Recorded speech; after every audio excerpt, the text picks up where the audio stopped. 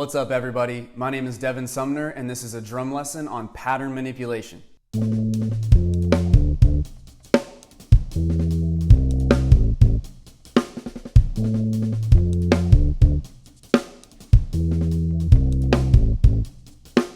Growing up in the YouTube generation, I have watched hundreds if not thousands of hours of online drum education. After about 10 years of watching and learning from YouTube, I started to notice a trend. At the end of every single video, the instructor would look at the camera and say, "All right, now that I've given you the pattern, go ahead and make it yours." I was like, no problem. That's the easy part. Not true. Not true at all. I found myself simply just shifting my hands or playing certain notes louder or softer and just switching my dynamics, really. That's all I had.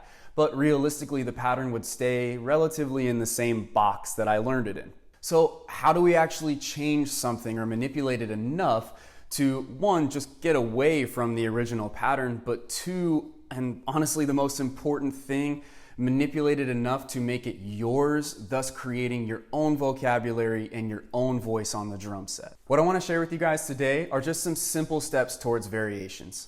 You can think of this almost as a funnel system that you can drop any pattern in any subdivision or time signature into, and on the other end, the only result is a different sounding pattern. So let's get right into it. What I want to do is simply blast through your normal drum lesson. What we need to make this happen is a specific pattern, a specific orchestration, as well as a dynamic shape for that pattern. Let's go ahead and just knock that out real quick.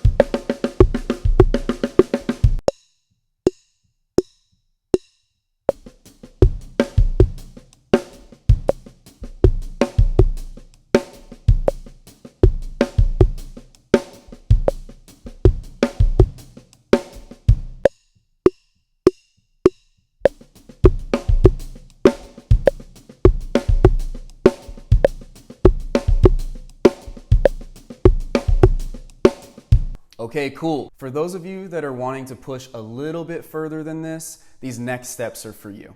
Step one, within that same exact pattern, what we want to do is just start diddling certain 16th notes. Let's go ahead and check that out.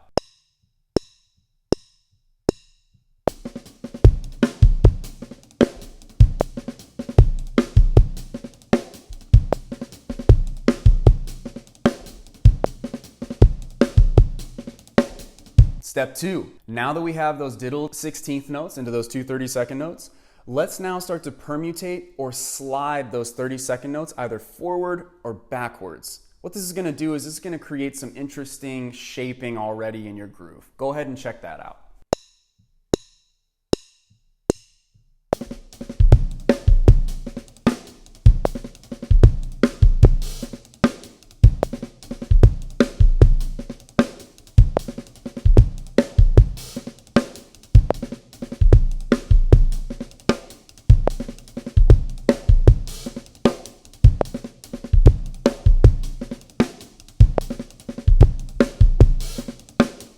Step three, now what we want to do is we want to start to choose the second partial of that 30-second note. What this is going to do is it's going to create some interesting spacing in your groove, and it's going to give you that in time, out of time kind of feel. Personally, I love putting this on the kick drum. Go ahead and check out this variation.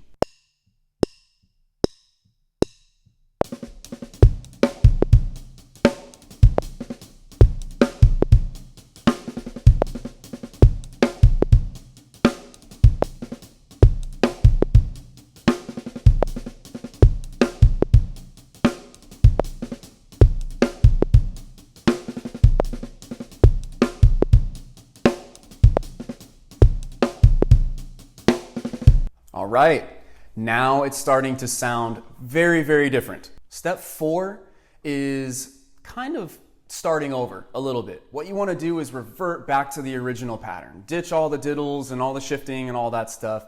Go back to the standard, very simple 16th note linear pattern, and I want you to start removing certain rights or lefts or kicks. It's up to you. Now you're gonna take that new syncopated pattern and you're gonna throw that through the whole funnel system. What we're gonna do is we're gonna apply all of those previous steps to the step number 4, and we're gonna end up with something like this. Go ahead and check it out.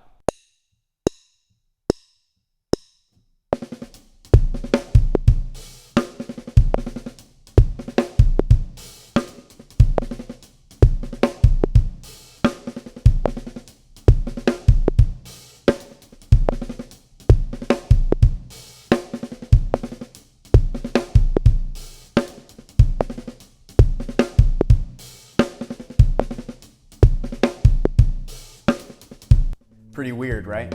For those that are trying to come up with really cool grooves for their band or just get outside of the box a little bit, this process can work on any level, beginner, intermediate, advanced, any groove, any subdivision, any time signature. Please put it to use. I'll be the first to admit that some of these get really busy, and it's up to you to use these very powerful tools in a very responsible way. Thank you so much for watching this, and I'm really looking forward to getting some more material out there. Take it easy, y'all.